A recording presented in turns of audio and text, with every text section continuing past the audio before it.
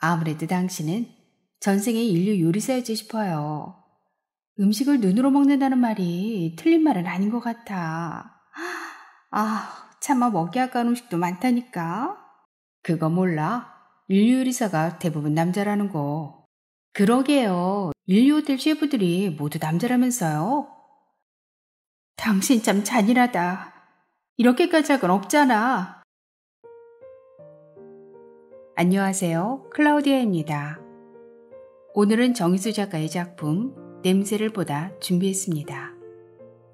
구독과 좋아요 부탁드리면서 낭독 들어갑니다.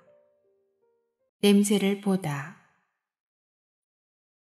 현관문을 열고 들어서자 정체불명의 냄새가 와락 달려든다. 엿새 만에 찾아온 나를 반긴 건 집안 가득 고인 낯선 냄새였다.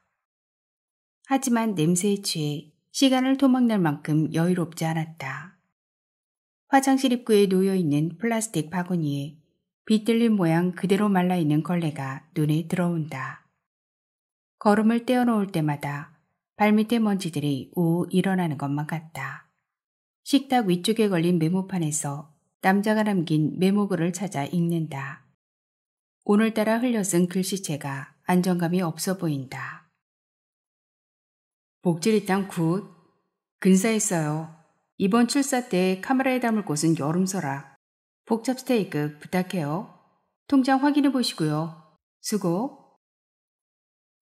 남자는 매번 전하고 싶은 말이나 요구사항을 메모를 통해 전달했다. 음식에 대한 칭찬도 빼놓지 않았다. 남자를 따라 나도 같은 방법으로 의사 전달을 했다. 음식 재료비나 자질구레한 생활 필수품을 사는데 지출한 돈은 영수증과 함께 메모를 통해서 청구했다. 청구한 금액은 주 단위로 통장에 입금됐다. 선지출 후 입금인 셈이다. 주방에 있는 환풍기 버튼을 누르자 기다렸다는 듯 집안에 갇혀있던 탁한 공기가 끌려나간다.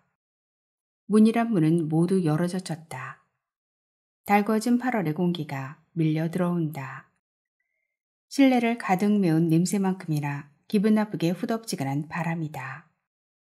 냉장고를 열어 남은 음식을 확인한 다음 단지 내 마트에 전화해서 오늘 조리할 음식 재료들을 주문한다. 거실 청소와 빨래, 커피타임, 음식 만들기. 특별한 경우가 아니면 내가 하는 일은 대충 순서가 정해져 있다. 일종의 습관 같은 것이다. 청소와 빨래는 계약에 들어있지 않았지만 그냥 자투리 시간을 이용해 도와주는 것뿐이다. 남자는 그런 나의 마음 씀씀이를 늘 고마워했다. 커피 머신에 물을 붓고 캡슐을 넣었다. 은은한 커피향이 빠르게 집안을 점령한다. 커피가 내려지는 동안 젠 동작으로 거실을 정리하기 시작했다. 널려있던 잡동사니들이 내 손길을 따라 제자리를 찾는다. 두 권의 책은 책꽂이에 쓰고 난 면봉은 쓰레기통으로, 탁자 위에 놓인 유리컵은 주방 개수대로, 그리고 뚜껑 열린 로션과 손톱깎이는 거실 사방 탁자 위에 올려놓았다. 화장실 빨래바구니에서 분리한 빨랫감을 세탁기에 넣고 시작 버튼을 누른 다음 청소기를 챙겨들었다. 거실 바닥을 훑던 청소기가 소파 밑에 떨어져 있는 물체를 집어삼키려다 말고 숨 넘어가는 소리를 낸다. 전원을 끄고 확인해보니 흡입구에 조그만 비닐 주머니가 걸려있다. 그제야 쿠션 옆에 놓여있는 콘돔 케이스가 눈에 들어온다. 개봉했다는 것은 사용했다는 얘기도 된다. 사내 혼자 사는 집에 일주일 사이 무슨 일이 일어난 걸까? 꼬리에 꼬리를 무는 의문을 뒤로하고 케이스를 열어보았다. 12개 들이과간에 9개가 남아있다. 엿새 동안 3개를 사용한 셈이다. 겉면에 표시된 사이즈, 특대의 눈길이 머문다. 나도 모르게 웃음이 비어져 나왔다. 특대라면? 남자의 신체 일부를 상상해본다. 격정적인 순간 두 사람 중 한 사람은 특대접을 받은 게 분명했다. 사용한 나머지 2개의 콘돔은 휴지통에서 발견됐다. 청소기에 반쯤 걸린 콘돔을 처리하는데 구역질이 났다. 거실 벽면에 걸린 사진 속에서 40대 초반으로 보이는 여자가 고른 치아를 드러낸 채 활짝 웃고 있다. 내가 움직이는 대로 여자의 눈길이 나를 향해 있다. 나쁜 짓을 하다 들킨 아이처럼 얼굴이 달아오른다. 재빨리 등을 돌려 청소기를 밀고 주방 쪽으로 갔다. 민망함이 뒤통수에 따라붙는다. 오늘 준비할 요리는 미산무찜 호박전 황태구이 그리고 남자가 특별 주문한 폭잡 스테이크이다. 폭잡 스테이크와 호박전 황태구이는 아내가 좋아하는 음식이기도 하다. 별식을 만드는 날만큼은 재료 구입비를 아끼지 않았다. 남자는 가끔 평소엔 잘 먹지 않던 별식을 부탁하기도 했는데 나의 요리 솜씨를 선보일 수 있는 절호의 기회이기도 했다. 같은 양념을 써도 양념을 넣는 순서에 따라 맛이 달라진다. 어느 분야에서든 전문가 소리를 들으려면 많은 노력과 시간을 투자해야 하는데 요리도 마찬가지였다. 남자는 미식가이면서 대식가였다. 내가 만든 음식을 맛있게 먹어주는 남자가 고마웠다. 사람들과 어울리는 것을 좋아해서인지 툭하면 친구들을 집으로 끌어들여 술파티를 벌이곤 했는데 그럴 때면 나도 덩달아 바빠지곤 했다. 기러기 아빠가 누릴 수 있는 자유. 남자는 그걸 충분히 누리는 것 같았다. 남자는 나를 셰프정이라고 불렀는데 가끔은 정 셰프라고 할 때도 있었다. 일주일에 한두 번, 1시에서 5시 사이 나는 남자가 사는 H아파트 백질동 1203호에서 음식을 만들고 청소와 빨래를 한다. 아내에겐 아직 비밀이다. 일부러 숨기는 것은 아니지만 아내가 눈치챌 만큼 시간을 많이 빼앗기는 것도 아니고 자랑할 만큼 돈을 많이 버는 것도 아니어서 입을 다물고 있다. 사실 그보다는 언제까지 이 일을 하게 될지 몰라 얘기를 안 했다. 나의 부재에 대해 모르면 적당히 둘러대면 그뿐이다. 사우나를 다녀왔다거나 영화를 보고 왔다고. 다행히 아내는 내가 뭐라든 크게 신경 쓰지 않았다. 남편이나 가사에 올인할 만큼 한가하지도 않았다. 처음부터 돈이 궁해서 선택한 일은 아니었다. 어렵게 취득한 조리사 자격증을 장롱면으로 썩히기가 아까워서 시작한 일이었다. 자격증을 손에 넣긴 했지만 두시고 먹자고 매일 색다른 음식을 장만할 수도 없고 뷔페나 음식점에서 연습을 하고 싶었지만 초보자에게 선뜻 자리를 내줄 사람은 없었다. 할 일 없이 인터넷에서 레시피만 뒤적이고 있을 때였다. 재료를 마음껏 쓰면서 실력도 쌓고 돈도 벌 수 있는 기회가 주어졌다. 남자가 제시한 조건은 생각보다 괜찮았다. 노동이 대가치고 보수도 후한 편이었다. 안방과 작업실로 쓰는 작은 방을 뺀 모든 공간을 편리하게 이용하라고 했다. 아파트 구조는 거기서 거기였다. 크게 낯설지 않았다.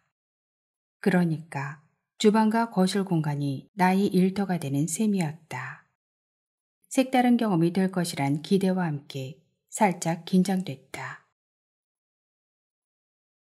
그렇게 시작한 출장요리사 생활이 벌써 7개월째 접어들고 있다.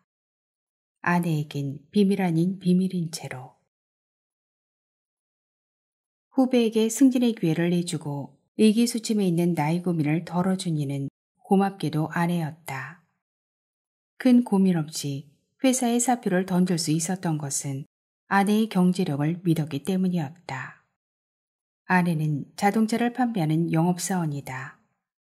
2번이나 전국 판매왕 1위에 오를 정도로 영업 실적이 뛰어났다. 한 달 수입이 퇴사 직전 내 월급의 몇 배가 됐다. 가정경제의 실권은 자연스레 아내에게 넘어갔다. 당분간이라는 조건을 내세우며 아내와 나는 역할을 바꾸었다. 아내의 간곡한 부탁이기도 했다. 선택의 여지가 없었다. 시간이 지나면서 아내 이름으로 된 재물이 늘어났다. 재산세를 비롯해 각종 세금 고지서가 아내 이름으로 날아들었다. 내 명의로 된 것이 있다면 수익자가 아내 이름으로 되어 있는 생명보험증서 뿐이었다. 가정경제는 물론 생명줄마저 아내에게 저당 잡힌 것 같아 기분이 묘했다. 입지를 넓혀가는 아내와 달리 내가 설 자리는 점점 줄어들고 있었다. 어쩌면 이 상황에서 영영 벗어나지 못할지도 모른다는 생각마저 들었다. 술을 찾는 횟수가 늘어났다. 시쳇말로 혼술족. 그나마 다행스러운 것은 자신의 영역을 넓혀가는 만큼 아내는 남편이 내게도 관대했다. 언제부턴가 내 모습에서 주부 냄새가 났다. 빨래하고 시장을 보는 것은 물론 집안의 대소사를 챙기는 것도 내 몫이었다. 아내 건강을 위해 영양소를 계산해가며 식단을 짰다. 색다른 음식이 식탁에 오를 때마다 아내는 칭찬을 아끼지 않았다. 아무래도 당신은 전생의 인류 요리사였지 싶어요. 음식을 눈으로 먹는다는 말이 틀린 말은 아닌 것 같아. 차마 먹기 아까운 음식도 많다니까. 그거 몰라? 인류 요리사가 대부분 남자라는 거. 그러게요. 인류 호텔 셰프들이 모두 남자라면서요. 요즘 TV를 보면 요리 다루는 프로그램이 인기던데 그거 당신이라고 못할 거 없잖아요. 실력 있겠다, 외모 받쳐주겠다. 거기에 능력 있는 마누라가 뒤에 턱하니 버티고 있는데 뭐가 걱정이에요? 아내의 칭찬이 싫지 않았다. 남편 길을 세워주려고 작은 일에도 칭찬을 아끼지 않는 아내가 미더웠다. 아내의 말대로 난 전생의 인류 요리사였거나 여자가 아니었을까? 요리학원에 등록을 하고 자격증을 딴 것도 순전히 아내의 칭찬 때문이었다. 요리하는 시간만큼은 모든 잡념이 사라졌다. 정관의 먹방 이야기는 제목 그대로 음식 이야기를 공유하기 위해 만든 블로그다. 음식 재료와 조리 과정을 담은 레시피를 만들고 정성껏 만든 음식 사진을 찍어 블로그에 올렸다. 생각외로 음식에 관심 있는 사람들이 많았다. 하루 방문자 수가 200명이 넘을 정도로 많은 회원이 블로그를 들락이며 음식 정보를 교환했다. 1203호남자를 만난 것도 블로그에서였다.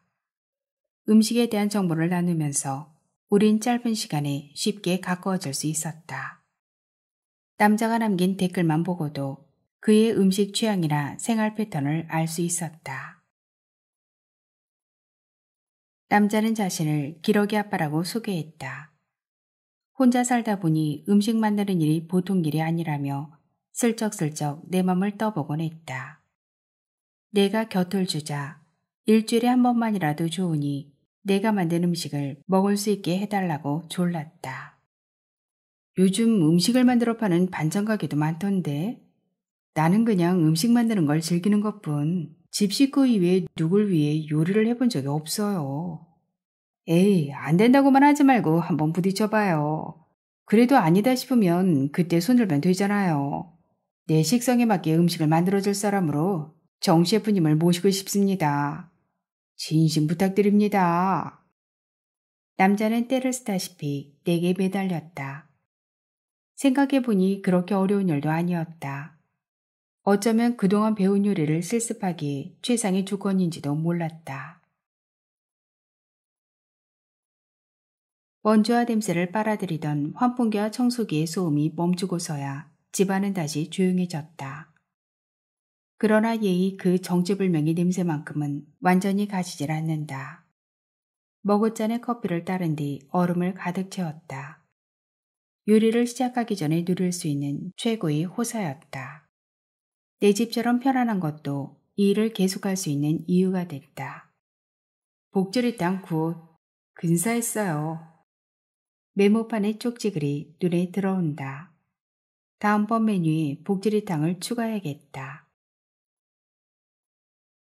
가장 바쁘게 움직이는 시간은 마트에서 주문한 재료들이 배달되면서부터이다.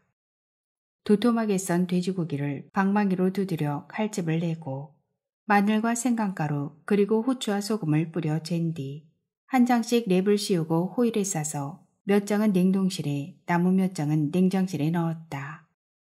물기를 뺀 황태는 미리 준비한 양념장에 재워놓고 미삼은 고추장과 가진 양념을 넣어 새콤달콤하게 무쳤다. 손이 많이 가는 호박전 대신 양상추와 남은 야채를 이용해 야채 샐러드를 만들었다. 냉장고에 남아있는 음식을 정리하고 오늘 지출액과 전달사항을 적어 메모판에 붙여놓았다. 더위에 입맛 잃지 말고 건강 챙기라는 인사말도 잊지 않았다. 5시 30분. 시계를 보니 집에 들어갈 시간에서 30분이나 지나 있다. 그렇다고 남자와 마주칠 일은 없을 것이다. 확률로 보면 그랬다. 첫 만남 이후 7개월이 넘도록 집 안팎에서 남자와 마주친 적은 한 번도 없었다. 만남은커녕 전화통화도 쉽지 않았다. 소통은 메모판에 붙은 쪽지글을 통해서만 가능했다. 아직도 내가 보낸 메시지가 읽은 표시가 안 된 채 휴대폰 카톡방에 쌓여 있다. 땀을 흘려서인지 갈증이 났다.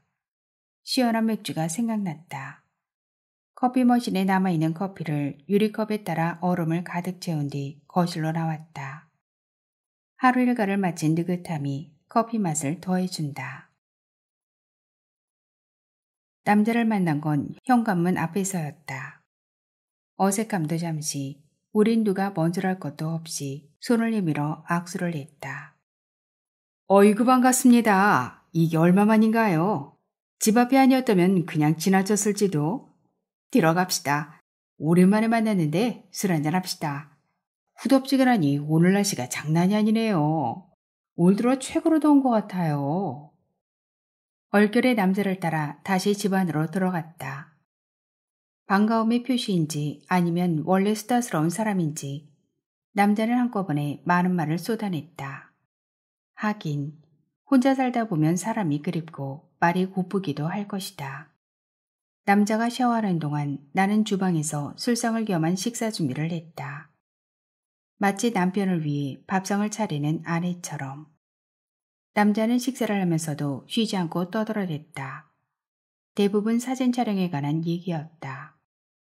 셰프정님 덕분에 출사팀에서 내기가 장난 아니에요. 사진을 잘 찍어서가 아니라 챙겨가는 음식 때문에요. 그러다 보니 우리 집이 이젠 친구들의 아재드가 되어버렸어요. 정셰프만 믿고 판을 벌이는데 아내가 알면 정신 나갔다고 하겠죠? 주말에 비 소식이 있던데 출사는 날씨와 관계없이 진행되나요? 취소했어요. 뭐 대단한 사진을 찍는 것도 아니고 사실 사진은 그냥 취미로 하는 거예요. 취미로든 전문가든 사진 찍는 친구들이 있어 좋겠네요. 나이 들어가면서 취미로 할 수 있는 일이 하나는 있어야 할 것 같아요. 살짝 부럽네요. 부러울 거 하나도 없어요. 여러 사람들이 모이다 보면 별놈 다 있어요. 의견 충돌이 있을 땐 가끔 주먹질도 해요. 그러고도 다음 출사 때 만나면 언제 그랬냐는 듯 웃고 떠들며 전시회에 출품할 작품 얘기도 하고 그래요. 작품 얘기할 때만큼은 세상 진지하죠. 셰프정은 요리 말고 또 다른 취미로 뭐가 있을까요? 음식 만드는 게 취미라고 말하긴 좀 그렇고 어쩌다 조리사 자격증을 따게 됐고 또 이렇게 용돈벌이를 하고 있지만 그나마 요리 말고는 딱히 내세울 만한 게 없네요. 사실 내가 요리를 하게 될 줄은 꿈에도 생각해 본 적이 없어요. 어떤 일이든 장단점이 있겠지만 요리사는 외로운 직업이에요. 보조가 있다고 해도 결국엔 혼자 하는 일이잖아요. 칼과불을 다루는 일이다 보니 위험하기도 하고요. 이렇게 말하면 손가락질하는 사람도 있겠지만 저는 지금 이 생활에 만족하고 있어요. 손을 푸는 정도니 스트레스 받을 일도 없고 할만해요. 정성껏 만든 요리를 카메라에 담아 레시피와 함께 블로그에 올리곤 하는데 뭐 그게 취미라면 취미죠. 주거니 받거니 대화가 이어지는 동안 빈 술병이 늘어갔다. 사진에 관심을 보이자 남자는 술을 마시다 말고 보여줄 게 있다며 작업실로 나를 안내했다. 남자의 뒤를 쫓던 나는 새로운 사실을 하나 발견했다. 작업실로 쓰는 작은 방문은 처음부터 잠겨 있지 않았다. 손잡이를 비틀자 문이 아무 저항 없이 뒤로 물러났다. 지난 몇 달 동안 왜 나는 한 번도 작업실 문을 열어볼 생각을 하지 않았을까? 왜 내게 주어진 공간만이 전부라고 생각했을까? 남자는 나를 그만큼 믿었던 것일까? 남자가 작업실이라고 말하는 작은 방은 아이가 쓰던 공부방인 것 같았다. 책상 위에는 카메라와 망원렌즈 삼각대 등이 무질서하게 놓여 있었다. 벽에 걸리지 못하고 밀려난 액자들이 방바닥에 포개진 채 쌓여 있었다. 사진작가라면 있을 법한 암실 같은 것은 찾아볼 수 없었다. 벽면을 차지하고 있는 액자 속 사진은 대부분 풍경사진이었는데 주로 바위를 모델로 한 사진이었다. 바위 사진이 많네요. 사진이든 그림이든 작품을 보면 그 사람의 예술 세계를 엿볼 수 있는데 대상을 고를 때 바위를 고집하는 무슨 특별한 이유라도 있나요? 처음부터 바위를 찍은 건 아니고요. 풍경사진을 찍다 보니 자연히 그쪽에 눈이 가더군요. 기암괴석의 오묘한 형성을 한 바위들을 만나는 날이면 횡재를 한 것처럼 기분이 들뜨기도 해요. 바위를 가만 들여다보고 있으면 마치 유명한 화가가 터치한 추상화나 무슨 상형문자를 보는 것 같은 느낌이 들 때가 많거든요. 자연이 빚어낸 최상의 예술작품이죠. 패션 디자이너들이 바위 무늬에서 영감을 얻어 텍스타일 디자인에 접목한 건 아닐까 하는 생각이 들 때도 있다니까요. 무엇보다 바위를 우직하게 한 곳에 머물러 있잖아요. 굳이 바위를 고집하는 이유를 들자면 그렇답니다. 듣고 보니 그렇네요. 인물 사진은 없나요? 몇 장 있긴 한데 그게 좀... 남자가 책상 서랍에서 인화된 사진을 몇 장 더 꺼내 늘어놓았다. 얼굴을 가린 채 등을 보이거나 엎드린 자세를 취한 반나의 누드 사진이었다. 전문 모델은 아닌 것 같았지만 살짝살짝 보이는 얼굴선만으로도 상당한 미인임을 짐작할 수 있었다. 그런데 낯설지 않은 이 느낌은 뭐지? 전문 모델은 아닌 것 같은데 일반인을 모델로 쓰기도 하나요? 친구예요. 서로 필요해 해서 만나는 여자. 기러기 아빠로 산 지 5년이 넘었어요. 남자끼리니까 이 정도는 용서가 되겠죠? 만난 지 좀 됐어요. 쉽지 않은 결정이었을 텐데. 이 여자분 대단하네요. 몸매도 용기도. 그냥 아무 생각 없이 분위기에 취해서 찍은 거예요. 생각보다 잘 나온 것 같아요. 전시회에 출품할 작품 사진도 아닌데 이만하면 훌륭하죠?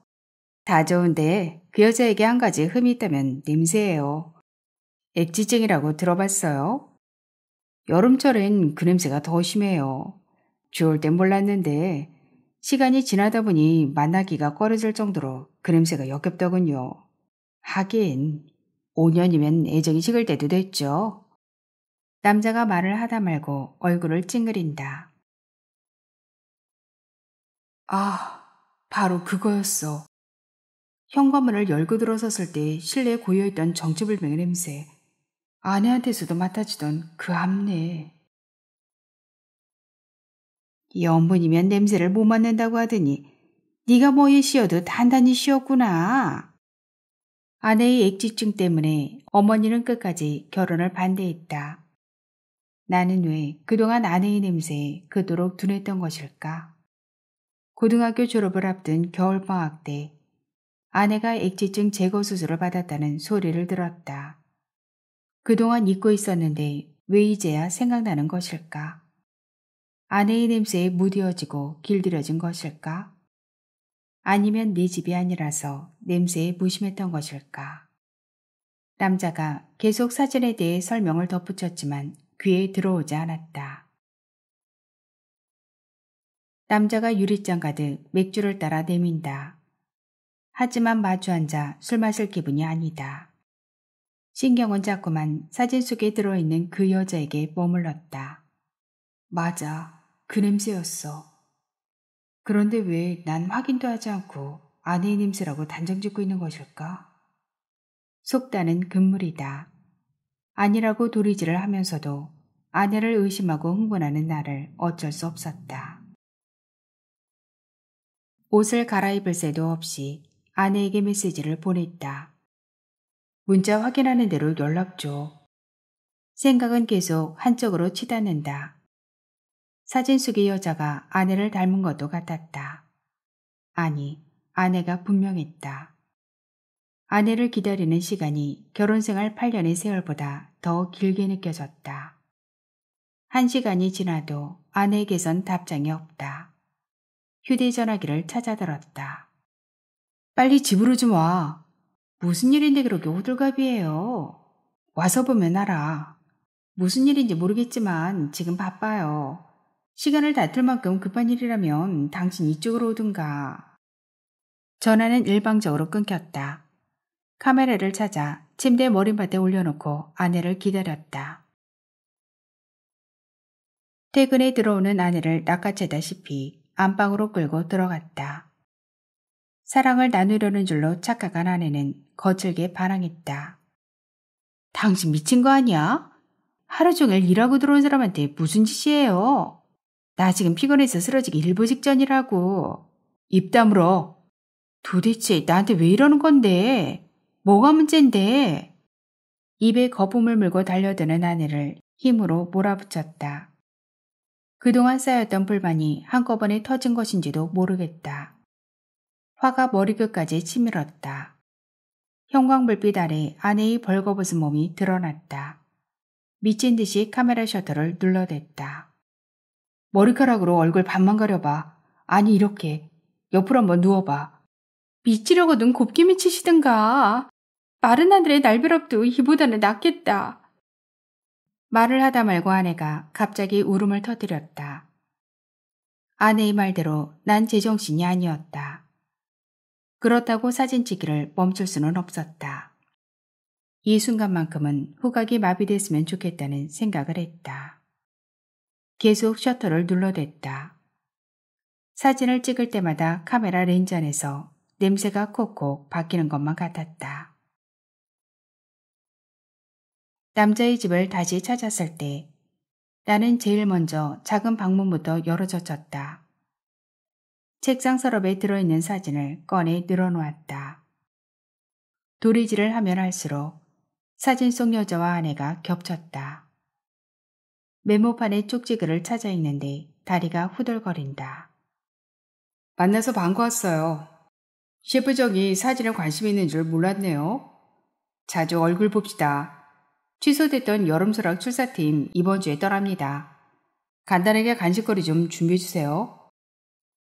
늘 하던 대로 커피 메이커에 물을 올리고 청소를 한 다음 마트에 전화해서 요리할 재료들을 주문했다.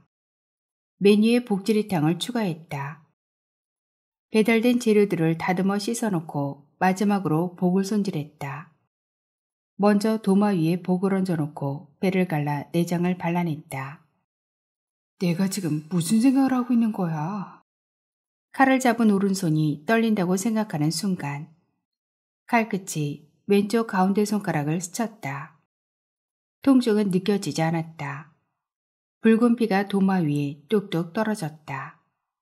피는 쉽게 멈추지 않았다. 수도꼭지를 틀어 흐르는 물에 피가 흐르는 손가락을 맡겼다. 수돗물에 희석된 붉은 피가 수제구멍을 향해 흘러내렸다. 자꾸만 웃음이 나왔다. 손질하던 보고를 그대로 음식 쓰레기통에 던져버렸다. 오늘 요리는 여기까지라고 생각했다. 메모지를 찾아들었다. 요리를 하다가 손가락을 다쳤어요. 걱정할 정도는 아닙니다. 상황 봐서 연락드릴게요. 재료비 합계 49,600원. 영수증 확인해보세요. 출장 요리사. 시작이든 끝이든 타이밍이 중요한데 이제 이 일도 접을 때가 된 것 같다. 하지만 아직은 좀 더 두고 보기로 했다. 1203호 남자의 여자 사람 친구가 내 아내일지도 모른다는 추측이 빗나가길 바랐다. 그런데 떨칠 수 없는 이 깨름직함은 또 뭐지? 남자의 집을 나와 곧바로 영화관으로 갔다. 액션 영화라도 한 편 보고 나면 기분이 좀 풀릴 것도 같았다. 이틀 후 마음을 다잡고 다시 남자의 집으로 갔다. 그러나 요리를 하고 싶은 마음이 1도 없다. 빨랫감이 눈에 보였지만 손 하나 까딱하기가 싫었다. 커피를 내리면서도 갈등은 계속됐다. 쪽지글을 남기고 1203호를 나왔다. 내일 시간이 허락되면 뵐 수 있을까요? 저희 집으로 초대합니다. 집 주소는 문자로 보낼게요. 남자에게서 곧바로 답장이 왔다. 초대해줘서 고맙다고 했다. 약속 시간에 맞춰 오겠다며 다친 손의 안부까지 물어왔다. 의외였다. 아내에게도 같은 내용의 메시지를 보냈다. 내일 친구를 집으로 초대했으니 시간 비워놓으라고 했다. 남자가 우리 집을 방문하는 것만으로도 문제 위반은 해결된 것 같은 느낌이었다. 아내가 약속 시간에 맞춰 나타날 것이라곤 처음부터 기대하지 않았다. 퇴근 시간이 언제인지 신경 쓰지 않기로 했다. 늦으면 아내가 올 때까지 남자를 붙들어 놓으면 됐다. 술을 마시든 장기를 두든 방법은 있었다. 두 사람을 위한 만찬. 상차림은 남자와 아내가 좋아하는 음식으로 준비했다. 약속 시간이 다가올수록 가슴이 뛰었다. 그래, 제대로 한번 부딪혀보는 거야. 신경은 온통 현관문 쪽에 가 있다. 옷을 갈아입는 것으로 손님 맞이 준비는 끝이 났다. 체크무늬 셔츠와 베이지색 반바지를 골랐다. 7시 정각. 남자는 약속 시간에 정확히 벨을 눌렀다. 마치 현관문 밖에서 기다리고 있다가 시간 맞춰 벨을 누르기라도 한 것처럼. 아내는 약속 시간에서 40분이 더 지난 후 세상 피곤을 모두 짊어진 얼굴로 나타났다. 두 사람의 눈빛이 엉키는 순간 나는 재빨리 주방으로 향했다. 두 사람 모두 당황하는 눈치였다. 예견된 일이었지만 당황한 건 나도 마찬가지였다. 그러고 보니 소개하는 타이밍을 놓치고 말았다. 주방에 가서야 생각이 났다. 두 분 얘기하고 있어요. 식사 준비되면 부를게요. 손님 모셔놓고 주방에만 있으면 어째요? 뭐 도울 거 없어요? 옷을 갈아입을 생각도 않고 아내가 주방으로 왔다. 여긴 내게 맡기고 나가서 손님 맞이나 해. 말은 그렇게 했지만 뛰는 가슴이 진정되지 않았다. 세 사람이 식탁에 둘러앉았다. 아내도 1203호 남자도 별말이 없다. 결국 우려했던 일은 현실이 됐다. 모든 것이 분명해졌다. 남자는 밥과 안주는 손도 안 대고 연거푸 술만 들이켰다. 어색하고 불편한 자리. 그러나 쉽게 일어날 생각을 낳는다. 두 사람의 표정을 살피며 먼저 말문을 열었다. 혼자 생활하다 보면 생각보다 불편한 게 많죠. 끼니를 해결하는 것도 그렇고. 무엇보다 궁금한 게 있어요. 기러기 아빠라고 들었는데 여자 생각이 나면 어떻게 해결해요? 누가 그러더군요. 사람은 사람을 째며 살아야 한다고. 내 말이 끝나기도 전에 사례가 들린 듯 남자가 기침을 해댄다. 다 사는 방법이 있죠. 식사 문제야 셰프정이 도와주고 있잖아요. 아내는 여전히 아무 말이 없다. 출사 때 한번 초대해 주세요. 아내가 사진 찍는 걸 무척 좋아하거든요. 저도 그렇고요. 알겠습니다. 언제 기회가 되면 연락드릴게요. 당신 참 잔인하다. 이렇게까지 할 건 없잖아. 아내가 찬바람을 일으키며 식탁에서 일어났다. 놀란 남자의 눈이 아내의 뒷모습을 쫓는다. 내가 뒤따라 나갔을 때 엘리베이터는 벌써 문이 닫힌 뒤였다. 7, 6, 5. 나는 닥쳤던 개처럼 우두커니 서서 혼잣말처럼 숫자를 세고 있었다. 집으로 돌아와 남자 앞에 놓인 유리잔 가득 맥주를 따랐다. 아무렇지도 않은 얼굴로 잔을 들어 보였다. 남자도 나도 말없이 맥주잔을 비워갔다. 미인 아내를 두셨네요. 좋으시겠어요. 지금 이 분위기에서 할 수 있는 얘기는 아닌 것 같아요. 지난번 만났을 때 여자친구 몸에서 액지직 냄새가 난다고 했었죠. 제 아내 몸에서도 그 냄새가 나요. 액지증보다 더 고약하고 지독한 불륜 냄새까지. 남자가 변명처럼 뭐라고 계속 떠들어댔지만 하나도 귀에 들어오지 않았다. 휴대폰이 울린다. 아내다. 나는 말없이 전화기를 남자에게 건네주었다. 소설은 여기서 끝이 납니다. 정희수 작가는 경기도 여주 출생으로 2002년 수필 월요일 풍경으로 월간문학 신인상을 수상하면서 등단하였습니다. 2014년에는 단편소설 타임아웃으로 한국소설 신인상을 수상하였으며 수필집으로 문자메시지 길을 잃다, 소설집으로 인천 소설을 낳다, 2번 종점, 개철수가 죽었다 등이 있으며 2016년 세계책의 수도회의 인천시장 표창, 2017년 인천예술인협회 예술공로상을, 2023년에는 개철수가 죽었다로 한국소설 작가상을 수상하였습니다. 정희수 작가의 작품 개철수가 죽었다 준비했는데요. 2023년 제13회 한국소설 작가상 수상작입니다. 소설은 62년 범띠라는 카페에서 가명의 술붕어와 개철수 사이에 끈끈한 우정을 그렸는데요. 죽음이라는 무거운 소재 위로 작가의 낯익은 재치와 구수한 입담을 덧입혀 진지하면서도 친근하고 재밌는 소설입니다.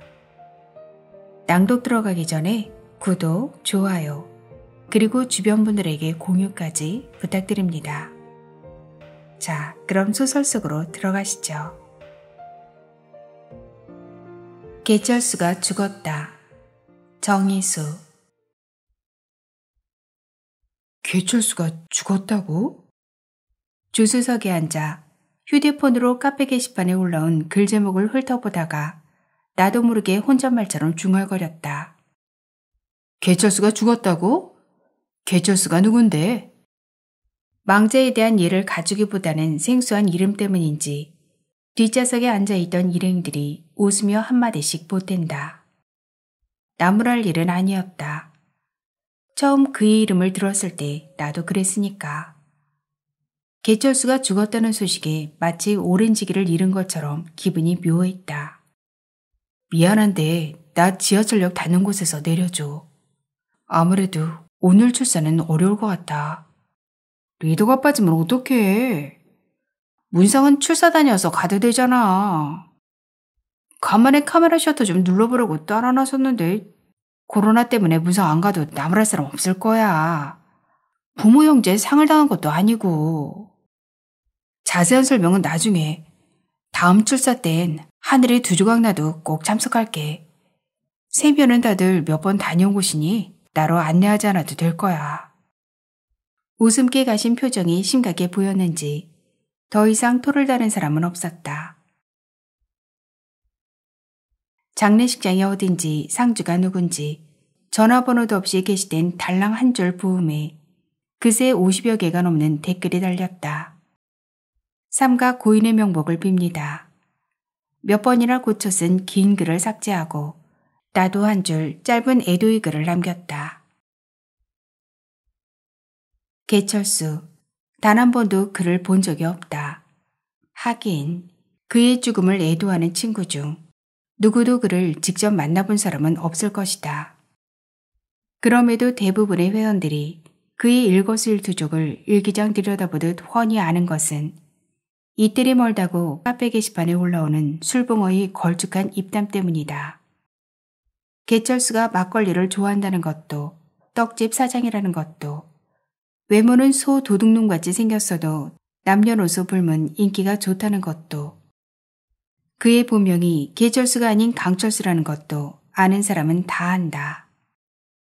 그럼에도 그는 여전히 개철수로 통했다. 김이박 최정. 어떤 성을 앞에 붙여보아도 개철수처럼 입에 붙지 않았다. 술붕어와 개철수. 일상생활에서 두 사람이 엮어내는 경험담은 추리소설이나 꽁트를 읽는 것만큼이나 재밌고 흥미진진했다. 내가 알고 있는 굵직굵직한 사건 사고만도 10손가락이 모자랄 정도이다. 두 사람은 처음 만남부터가 남달랐다.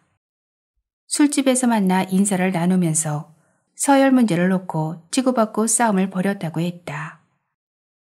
쌍방이 피를 보고 난 뒤 어렵게 합의를 보고 술친구가 되었다는데 서열 문제를 놓고 오갔을 두 사람의 입씨름이 어떠했을지 짐작이 가고도 남는다. 1962년 11월 15일생인 술붕어와 1962년 12월 20일생인 개철수의 서열전쟁은 음력과 양력의 싸움이기도 했다. 35일의 전쟁으로 개철수는 음력을, 술붕어는 주민등록상의 생년월일을 들이대며 밥그릇 계산을 한 것이다. 개철수 계산대로 음력으로 하면 동갑내기이지만 양력으로 따지면 연도가 바뀌며 숫자상으로는 한 살 차이가 났다. 하지만 개철수가 누구인가? 그의 똥꼬집을 당할 재간이 없다고 판단한 술붕어가 먼저 한 발 물러서면서 동갑내기 친구로 깔끔하게 마무리가 된 것이다. 이후 두 사람을 끈끈이처럼 붙여준 건 말수를 자랑하는 주량과 취미인 낚시다. 밥 살까 술 살까 하면 뒤도 안 돌아보고 술집으로 들어간다는 개철수. 그를 술고래에서 개철수로 부르게 된 건 순전히 주사 때문이라고 했다. 평소엔 말수도 적고 새님처럼 얌전하던 강철수가 술만 마시면 180도로 바뀌어 진상을 부리는 통에 강씨에서 개씨로 성을 바꾸었다고. 한겨울 얼음 낚시를 하다가 얼음이 깨져 죽을 고비를 넘겼던 것도 인삼밭에 들어가 슬쩍한 인삼 몇 뿌리를 닭백숙 만든다고 가마솥에 넣었다가 도둑으로 몰려 300만 원 물어주고 세상에서 제일 비싼 삼계탕을 먹은 것도, 바다 낚시에서 다금바리를 낚아 잡지 표지 모델로 나왔던 것도, 두 사람의 세상 사는 이야기는 이제 술붕어가 카페에 올린 글 속에서나 들춰볼 수 있게 됐다. 술붕어의 두 번째 글이 올라왔다. 개철수가 죽었다. 경황 중에 달랑 한 줄 제목만 올려놓고 보니 너무했다 싶었는지 이번에는 농담 반 진담 반 자신의 속마음을 담아냈다. 술 마시고 싶어 어찌 관숙에 누워있는지 모르겠다며 개철수의 웃는 모습이 보고 싶다고 했다. 부의금 적다고 투정 부리지 말고 편히 가라는 내용도 들어있었다. 관숙에 낚싯대를 넣어줄 테니 이승에서 못한 낚시 저승에서 원없이 하라고도 했다. 친구를 떠나보내면서 슬픈 마음을 유머로 희석해 웃음을 주는 술붕어와 개철수의 남다른 우정이 부러운 한편 짠하기도 했다. 댓글로 장례식장을 물어보려다 절친도 아닌데 너무 오버하는 것 같아 그만두었다. 한 번도 본 적 없는 그의 부음에 왜 출사까지 포기하고 허둥대는지, 또 무상할 생각까지 하는지 생각할수록 헛웃음이 나왔다. 한 번도 만나본 적 없기는 술붕어도 마찬가지였다. 카페에 올라온 사진을 본 게 전부였다. 그것도 마스크와 선글라스를 쓰고 있어 대충 얼굴 윤곽만 드러난 모습이었다. 카페에 올라온 글을 통해 알게 된 인연. 그럼에도 두 사람 모두 10년지기처럼 가깝게 느껴졌다. 개철수가 간암에 걸렸다는 글이 올라온 날은 그 어느 때보다 게시판이 뜨겁게 달아올랐다. 위로에서 명의를 소개하기까지 회원들이 한마디씩 응원의 글을 남겼다. 좋아하는 술을 못 마시면 무슨 재미로 사나요? 요즘은 의술이 좋아 암은 병도 아닙니다.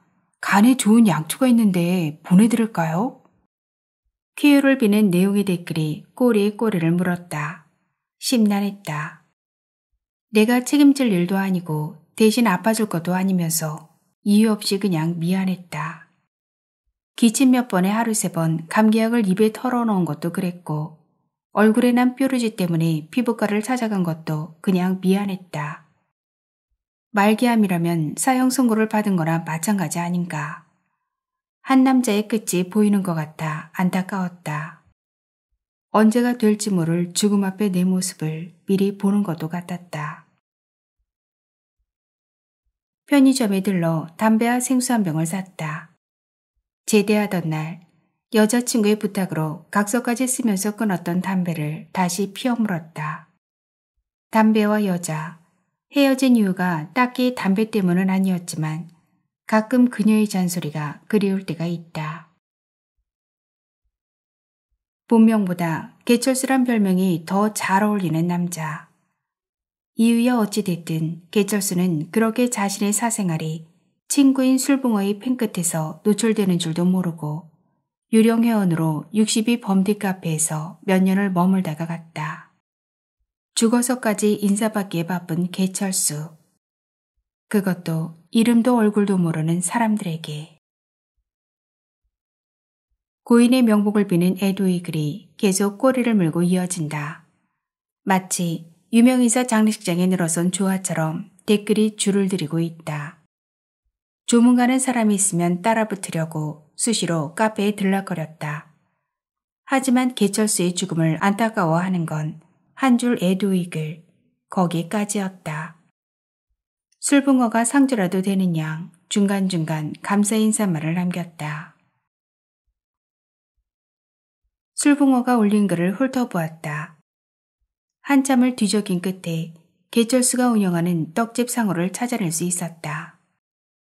휴대폰에 상호와 전화번호를 입력하고 곧바로 KTX 열차표를 예매했다. 묵호항에 가서 묵호떡집을 연결하다 보면 장례식장을 찾을 수 있을 것 같았다. 간간히 출사팀에서 보내는 메시지 알림음이 울린다. 친구 죽음에 너무 상심하지 말라는 위로의 말도 들어있다. 개철수 죽음에 내가 위로받을 일은 아니었지만 그렇다고 억지로 가라앉은 기분을 끌어올리고 싶지도 않았다. 피로가 한꺼번에 밀려왔다. 오후 5시 30분 묵호항역 도착 예정. 탑승 절차가 끝나자 긴장이 풀려서인지 졸음이 쏟아졌다. 그러고 보니 출사 간다고 서두르느라 아침도 걸은 상태였다. 코로나19 여파 때문인지 기차는 한산했다. 좌석 번호가 있었지만 창가 쪽 빈자리를 찾아 앉았다. 청바지에 카메라를 든 모습이 어디로 보나 문상 가는 사람의 복장은 아니다. 사실 옷을 갈아입을 시간도 그럴 기분도 아니었다. 모자와 선글라스를 벗는 것으로 고인에 대한 예의를 차릴 수 있을지 모르겠다. 인터넷에서 묵호떡집을 검색하자 검사 결과가 없다는 메시지가 뜬다. 휴대폰의 모든 수신 기능을 무음으로 해놓고 택시를 타기 위해 큰 길로 나섰다. 묵호항역에서 가장 가까운 장례식장부터 들러 확인해 보기로 했다. 영영 장례식장은 묵호항에서 차로 10분 거리에 있었다. 장례식장 입구에서 열체크를 하던 직원에게 고인의 이름을 대자 표정 관리가 안 되는지 재빨리 앞에 놓인 서류를 뒤적인다. 몇 번이나 고개를 갸웃거리던 여직원이 기어 들어가는 소리로 묻는다. 혹시 고인 성함이 강철수님 아닌가요? 아차 싶었다. 나도 모르게 튀어나온 별명 개철수. 실수를 인정할 수밖에. 그가 안치된 곳은 B103호였다. 장례식장으로 연결된 지하 계단을 천천히 걸어 내려갔다. 문상객은 한 팀도 없고 어머니로 보이는 노인과 젊은 남자 둘이 앉아있다가 내가 들어서자 일어나 예를 갖춘다. 영정사진 속 개철수는 웃고 있었다. 선이 굵은 얼굴에 안경을 쓰고 있었는데 그 모습이 낯설지가 않았다. 어디로 보나 소도둑놈 이상은 아니었다. 소도둑놈은 술붕어가 붙여준 또 다른 별명인 것 같았다. 인사를 하고 뒤돌아 나오는데 노인이 따라 나오며 옷소매를 잡는다. 입이라도 죽이고 가요. 철수 친구 같은데. 네, 친구 맞습니다. 진즉 한번 찾아뵙는다는 것이 그만. 구구절절 설명하기도 그렇고 달리 할 말도 없어 생각나는 대로 둘러댔다. 친구. 아주 틀린 말도 아니었다. 그동안 개철수를 마음 가까이 두고 있었으니까. 하지만 친구라기보다는 팬이라고 하는 게 더 정확한 말일 것이다. 육개장에 밥을 말아 안주 삼아 소주잔을 비웠다. 내 서름에 운다고 했던가. 술이 몇 잔이 들어가자 나도 모르게 눈물이 났다. 불투명한 미래, 어디를 둘러봐도 희망이라곤 보이지 않았다. 하얀 곡선을 그리던 PC방은 코로나19가 겹치면서 폐업일보 직전이다. 딸린 가족이 없어 그나마 다행이다. 카메라가 친구가 돼주었다. 오늘도 답답한 마음에 바람이나 쐬고 오자며 번개 출사 공지를 띄우고 카메라를 챙겨 나왔는데 생각지도 않은 문상으로 인해 계획이 틀어진 것이다. 어서 들어요. 죽은 놈은 죽은 놈이고 산 사람은 살아야지. 노인이 유리잔 가득 소주를 따라 내밀며 길게 한숨을 내쉰다. 아들이 오랜 투병 생활에 감성까지 메마른 것일까? 하긴 슬픔이 너무 크면 눈물조차 나오지 않는 법이다. 어쩌면 노인은 가슴속 깊이 눈물을 가두고 일부러 씩씩한 척하는지도 모르겠다. 씩씩해서 더 슬픈 상복 대신 일복을 입고 문상객을 맞이하는 노인의 모습이 안타까워 선뜻 일어서지도 못하고 애꿎은 소주잔만 비워냈다. 띄엄띄엄 문상객들이 다녀갔다. 조이금만 뒤밀고 가는 사람도 눈에 띄었다. 사회적 거리두기, 코로나19가 장례식장 풍경까지 바꿔 놓는 것 같다 씁쓸했다. 술붕어가 나타난 건 저녁 8시가 넘어서였다. 퇴근하고 오는 길이라며 복장불량을 잦은 신고한다. 사진에서 본 것보다 키도 크고 덩치가 있어 보였지만 그가 술붕어라는 걸 금세 알 수 있었다. 술붕어는 망자에 대한 예를 갖출 생각도 않고 재단 앞에 양반다리를 하고 앉아 뚫어져라 영정사진을 들여다본다. 간간히 한숨소리가 들린다. 마지막까지 내 술친구로 남겠다더니 그렇게 혼자 누워있으니 좋니? 혼잣말처럼 중얼거리던 술붕어가 노인을 붙잡고 눈물을 훔친다. 그동안 철수 병수발하느라 고생 많으셨어요. 앞으로 자주 찾아뵐게요. 말이라도 고맙구먼. 땅을 치며 울어본들 죽은 놈이 살아 돌아올 것도 아니고. 눈물을 훔치는 술붕어를 달래서 테이블에 앉히고 노인은 나한테 그랬던 것처럼 순수 상차림을 했다. 술붕어는 음식은 손도 안 대고 연거푸 소주만 들이켰다. 테이블 너머 그의 표정까지 읽을 수는 없었지만 친구를 잃고 애통해하는 마음이 고스란히 전해졌다. 누구라도 친구의 죽음 앞에 의연할 수 있을까? 술붕어를 따라 애꿎은 소주잔만 들었다 놨다 했다. 너무 마음 아파하지 마세요. 철수 그놈 좋은 데 갔을 거예요. 개똥밭에 굴러도 이승이 좋다는데. 자식 없애은 애미가 입이 10개라도 무슨 할 말이 있겠냐만. 그동안 나도 한다고 했느니라. 핏덩이로 들어와서 60여 년 서로 정부지고 살았으니 그만하면 됐지 싶다. 타고난 명대로 살다 간 게지. 그걸 누가 몰라요. 철수도 그거라니까 끝까지 어머니 곁에 남아있었던 거고. 그나저나 그쪽에 연락은 했어요? 연락은 무슨. 생각이 있는 사람 같으면 궁금해서라도 한번 들여다봤을 텐데. 배 아파 낳은 제 새끼가 아픈지 죽었는지도 모르고. 으이크, 인정머리하군. 노인이 맥주컵에 소주를 따라 단숨에 들이킨다. 노인의 얘기대로라면 개철수는 노인의 친자식이 아니다.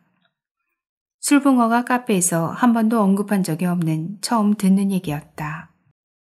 아들의 죽음 앞에서 눈물 한 방울 보이지 않는 노인을 보며 일부러 씩씩한 척하는 거라고 생각했는데 술붕어와 눈이 마주칠 때마다 신경 쓰였다. 도둑이 제발저리다고 애꿎은 술잔만 들었다 놨다 했다. 불편한 심기를 읽기라도 한 것일까? 막자 시간을 계산하며 카메라와 휴대폰을 챙겨 막 자리에서 일어서려는데 술붕어가 술잔을 챙겨들고 내가 앉은 테이블로 건너왔다.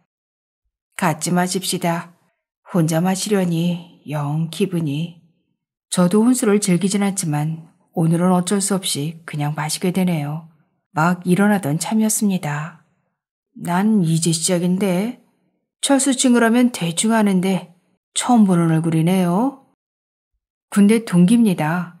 한동안 못 만났는데 부모 문자 보고 달려왔어요. 아드님이 철수 휴대폰에 있는 전화번호를 보고 연락을 한 것 같습니다. 거짓말은 또 다른 거짓말을 낳을 수밖에 없었다. 한번 내뱉은 친구라는 말에 책임을 지는 수밖에 없었다. 다행히 의심받을 일은 없을 것 같았다. 그동안 그를 통해 얻어들은 얘기만 꺼내놓아도 개철수에 대한 정보는 충분했다. 굳이 비밀에 붙일 일은 아니었지만 오늘 일은 나중에 술붕어와 좀 더 가까워지면 그때 밝혀도 늦지 않다고 생각했다. 시간이 지나면서 대화는 자연스럽게 개철수 얘기로 넘어갔다. 간간히 맞장구를 쳐주었지만 술김에 생각 없이 하는 척하다가 들통이 날까봐 조심스러웠다. 술붕어의 눈이 자꾸만 카메라에 멈춘다. 장례식장에 카메라를 들고 온 친구가 영 못마땅한 얼굴이다. 트집이라도 잡으면 골 잡을 것 같다. 테이블 밑으로 슬그머니 카메라를 밀어넣었다. 개철수와 처음 만나던 날 서열 문제로 피를 보았다는 술붕어가 아닌가. 철수 그놈이 이렇게 빨리 갈 줄 몰랐어요. 술 마시다 싸우기도 많이 했지만 나랑은 죽이 잘 맞는 친구였거든요. 함께 어울려 다니다 보면 재밌는 일도 많았겠어요. 사건 사고도 많았을 테고. 카페에 올라온 글을 통해 이미 다 알고 있었지만 한번 슬쩍 건드려 보았다. 울고 싶은데 뺨 맞은 사람처럼 술붕어는 장소가 장례식장이란 것도 있고 무용담을 늘어놓기 시작했다. 그래서도 그랬지만 그 입담은 대적할 사람이 없을 것 같았다. 개철수 이야기는 몇 번을 제 땅에 들어도 재미있었다. 술에 취하고 이야기에 취해 쉽사리 자리를 뜰 수 없었다. 흡연실 다녀오는 길에 노인을 만났다. 매점에 다녀오는지 손에 막걸리병이 들려 있었다. 철수가 막걸리를 좋아해서 혼자 가는 길 그나마 취해서 가다 보면 외롭지 않겠지. 그놈이 덩치만 컸지 엄살도 많고 겁이 많았거든. 노인이 막걸리병을 들고 휘적휘적 재단 앞으로 걸어갔다. 목줄 걸린 강아지처럼 노인을 따라 천천히 발걸음을 놓았다. 한 잔 더 하자며 잡아끄는 술붕어를 따라간 곳은 장례식장에서 5분 거리에 있는 횟집이었다. 이미 많이 취해 있었지만 그의 호의를 거절할 수 없었다. 서울행 막차를 놓치고 보니 달리 방법이 없기도 했다. 개철수 너 이자 좋아했지? 지금 네 군대 동기랑 술 마시고 있다 이놈아. 한잔하고 싶으면 관뚜껑 열고 달려오시든가. 술붕어는 안주로 나온 회를 보자 개철수가 생각났는지 곁에 있기라도 한 것처럼 주절댔다. 아직도 개철수의 죽음을 믿고 싶지 않은 모양이었다. 술에 취한 것인지 눈물을 참느라 그런지 술붕어의 눈가가 벌겋다. 어이 군대 동기, 이름이 뭐였더라? 요즘 내가 깜박깜박 한다니까. 아유, 사실 오늘만큼은 내 머릿속을 깡그리 비워내고 싶다 이 말씀이야. 그건 그렇고 내일 발인 때도 함께 있어줄 거지? 술에 취해 횡설수설하던 술붕어가 깜박이도 안 켜고 훅 들어온다. 당연히 마지막까지 함께 해야죠. 나도 계산 없이 그냥 되는 대로 대꾸했다.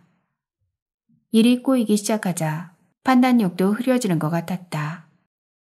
그럴 수도 있다고 생각했지만 얼결에 약속을 하고 보니 후회가 밀려왔다.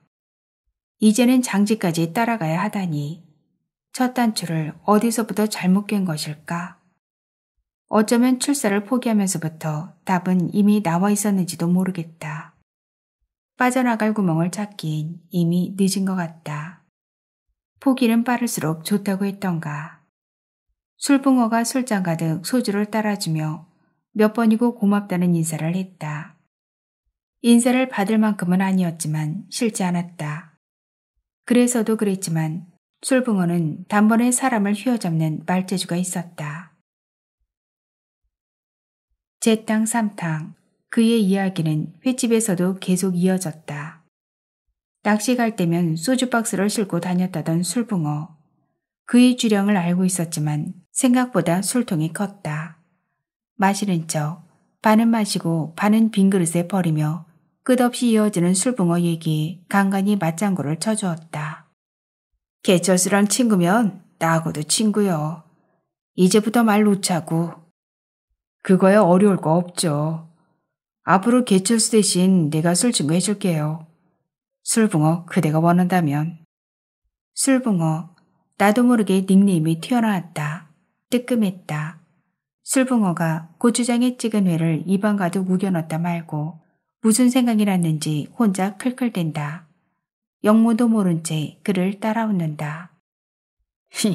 홀딱 벗고 상견례한 사람은 이 지구상에 나 말고도 없을 거야. 정말 웃기는 일이었지. 또다시 깜빡이도 켜지 않고 훅 들어온다. 옷을 벗고 상견례를 했다고? 그게 사실이라면 해외 토픽감인데. 개처스나 나나 술 때문에 생긴 사건 사고가 한두 가지가 아니지만 그 일만 생각하면 자다가도 웃음이 난다니까. 결혼을 약속하고 상견례 겸 처음으로 처남댁에 갔을 때 일인데 내가 간다니까 손이 동서 포함 대식구가 모였더라고. 마누라가 10남매 중 7째거든. 이 사람 저 사람 작정을 하고 따라주는데 사양할 수가 있어야지. 주는 대로 넙죽넙죽 받아 마셨지. 그때나 지금이나 술을 엄청 좋아했거든. 박서방 술 잘 마시네. 둘째 동서가 제일 좋아하더라고. 그동안 대적할 사람이 없었는데 술 잘 먹는 동서가 나타났으니 살판 난 거지. 인사불성이 되어 쓰러졌는데 어느 순간 눈을 떠보니 천장이 빙글빙글 돌더라고. 결혼도 하기 전에 잘려겠네. 술주정뱅이한테 누가 딸을 주겠어. 나야 손해볼 거 없었지. 그땐 이미 산전수전에 공준전까지 다 치른 상태였거든. 암튼 목이 말라 일어나 보니 주위엔 아무도 없고 어디가 어딘지 분간할 수가 있어야지. 들어올 때 보았던 대문 옆 수도꼭지가 생각나서 무조건 빛이 들어오는 쪽으로 걸어갔지. 문을 열고 발을 내딛는 순간 몸이 붕 뜨는가 싶더니 그대로 곤두박질. 그런데 문제는 그 다음이었어. 난자할 때 옷을 벗고 자는 버릇이 있거든. 세상에, 그 다음 일은 안 봐도 비디오네. 웅성거리는 소리가 들렸지만 눈을 뜰 수가 있어야지. 내 꼬라지를 상상해보라고. 술붕어는 그때 일이 생각나는지 얘기를 하다 말고 또다시 입을 비틀며 웃는다. 시루라기 하나 걸치지 않은 상태로 2층에서 떨어졌는데 다행히 비가리개형 천막으로 떨어졌어. 그대로 쫙 뻗었지. 손끝 하나 움직일 수가 없더라고. 등치는 산만한 놈이 술까지 죄 늘어졌으니 얼마나 무거웠겠어. 처형들 포함 4명이 달라붙어 방으로 옮기는데 너무 무거워 들었다 놓기를 반복하다 보니 수건으로 가린 거시기가 완천하에 드러난 거야. 결혼 허락받으러 갔다가 처형들한테 내 물건 인사시킨 꼴이 됐지. 처갓집 식구들이 입을 모아 주태배기에게 시집 못 보낸다고 난리를 쳤지만 어쩌겠어. 이미 볼장 다 봤는데. 모르긴 몰라도 내 거시기 보고 안심한 사람도 있었을 거야. 믿거나 말거나 내 물건이 제법 쓸만하다니까. 2차 3차 자리를 옮겨가면서 이어진 술붕어 얘기는 들어도 질리지 않았다. 내 얘기만 해서 미안한데 솔직히 오늘 같은 날 심각할 필요 없잖아. 이렇게 만난 것도 인연인데 오늘 밤 코가 삐뚤어지도록 마셔보자고. 개철수 그 새끼 술만 처먹으면 개지랄을 떨어 한때 멀리한 적도 있었는데 생각해보니 후회되네. 지금이라도 절수야 하고 부르면 저문을려고 들어올 것만 같아. 눈물이 나는지 술붕어가 마른 세수를 하듯 두 손으로 얼굴을 쓸어내린다. 그건 그렇고 하나만 물어봅시다. 일부러 들으려고 들은 건 아닌데 철수가 친자식이 아니라니 그게 무슨 말이요? 개철수 아버지가 작은 여자를 봐서 낳은 자식이야. 철수에게 그런 사연이 있었구먼. 뒤늦게 친엄마가 아니란 걸 알고 한동안 페인처럼 술만 마셔댔지. 떡집 운영하며 돈도 많이 벌었는데 철수가 아프면서부터 문 닫는 날이 더 많았어. 에휴, 암투병 중에도 나랑 낚시도 다니고 술도 마시고 했는데. 두 사람 별명이 왜 술고래이고 술붕어인지 알 것도 같았다. 몇 년은 더 살 수도 있었는데 만났다 하면 술판을 벌인 자기 죄가 크다며 술붕어가 눈가를 훔친다. 이튿날 약속대로 발인식에 참석했다. 유해는 화장 후 두 사람이 자주 갔던 촛대바위가 보이는 낚시터 근처에 뿌려졌다. 장례식장에서 끝까지 눈물을 보이지 않던 노인은 뼈가루가 바람에 날리자 그 자리에 털썩 주저앉아 통곡했다. 우두커니 서서 노인을 바라보는 술붕어의 두 눈이 벌겋다. 장례식이 끝날 때까지 술붕어에게 나는 그냥 군대 동기로 통했다. 이쪽에 올 일 있으면 연락해. 내가 술은 얼마든지 살 테니. 술붕어가 명함을 내밀며 사람 좋은 얼굴로 웃는다. 일부러라도 시간 만들어 한번 내려올게. 이거 폼으로 들고 다니는 거 아니거든. 카메라를 들어 보이자 술붕어가 입에 물고 있던 담배를 발로 비벼끄며 말했다. 그 말 한번 잘했다. 어제부터 그 물건이 엄청 신경 쓰였거든. 조상집에 오는 놈이 웬 카메라를 들고 나타났나 하고. 한마디 하려다 그만두었는데 사진작가였어? 여기 바다를 끼고 달리다 보면 볼만한 곳이 많아. 정동진 망상해수욕장 바다부채길. 뭐 더 위로 올라가다 보면 김일성 별장도 있고 경치가 좋아서인지 사진 찍으러 오는 사람들이 많더라고. 그러고 보니 고상한 취미를 가졌네. 난 술 마시는 거 빼고 할 줄 아는 게 별로 없는데 술 마시는 게 취미가 될 수는 없을 테고. 에이그, 그마저도 개쩔 수가 없으니 사진작가는 무슨 그냥 취미로 찍는 거야.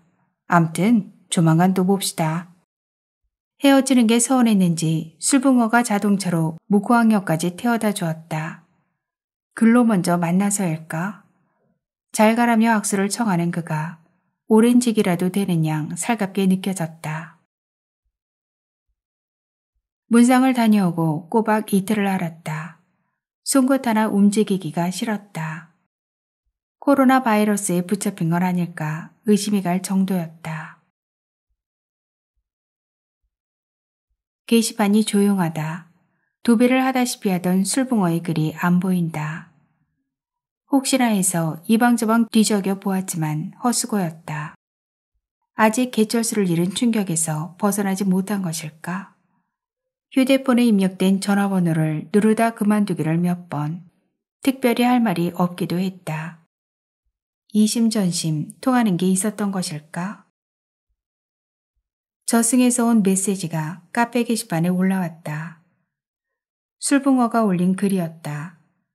제목부터가 예사롭지 않다. 무슨 일인가 싶어 단숨에 읽어 내려갔다. 개철수 아들이 보낸 메시지 내용을 그대로 옮겨놓았다. 감자를 캤는데 한 박스 보낼 테니 주소를 보내달라는 내용이었다.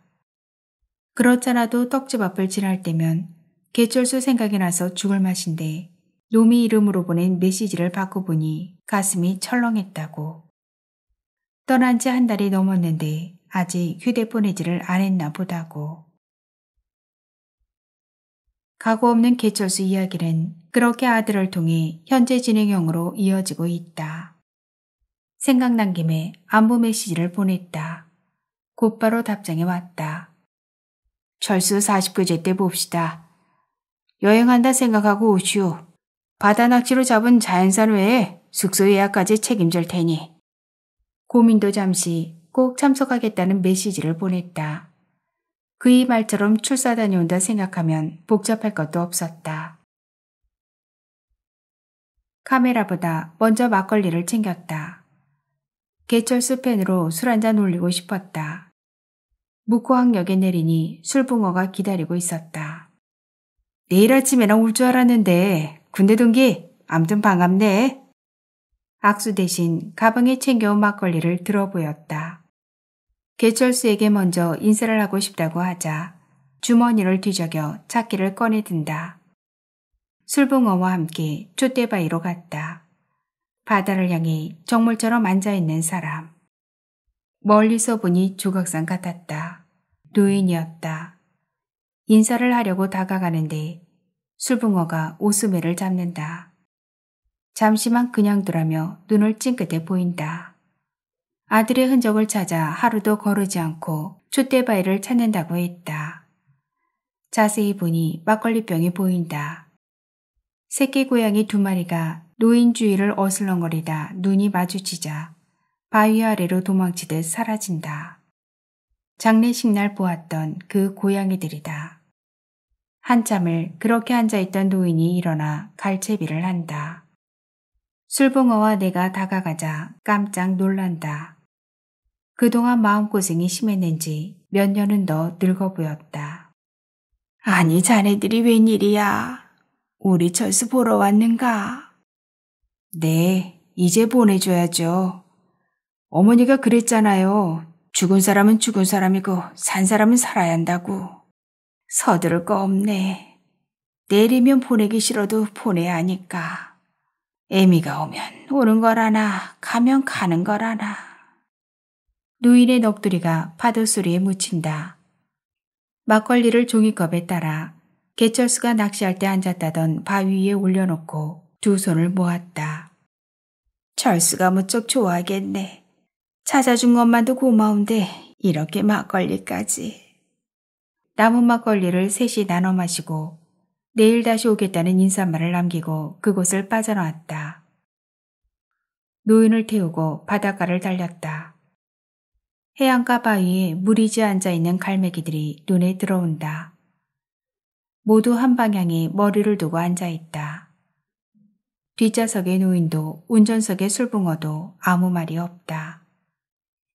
먼저 침묵을 깬 사람은 술붕어였다. 어머니, 걱정 마세요. 군대 동기도 있고 제가 자주 찾아뵐게요. 멀리 빨간 등대가 보인다. 파도가 물보라를 일으키며 다가왔다가 비명을 지르며 달아난다. 노인은 여전히 아무 말이 없다. 얼떨결에 끼어들어 발을 못 빼는 나 역시 할 말이 없다. 그냥 여기 이 아름다운 풍경화 속의 화소로서 내가 존재한다는 게 신기할 뿐이다. 정희수 작가는 경기도 여주 출생으로 2002년 숲길 월요일 풍경으로 월간문화 신인상을 수상했습니다. 2014년 단편소설 타임아웃으로 한국소설 신인상 수상, 2009년 숲길집 문자메시지 길을 읽다 출간, 2015년 소설집 인천 소설을 낳다 출간, 2016년 소설집 2번 종점 출간, 2017년 인천예술인협회 예술상 공로상 등을 수상한 바 있습니다. 긴 시간 함께 해주셔서 감사합니다. 오늘도 행복하세요.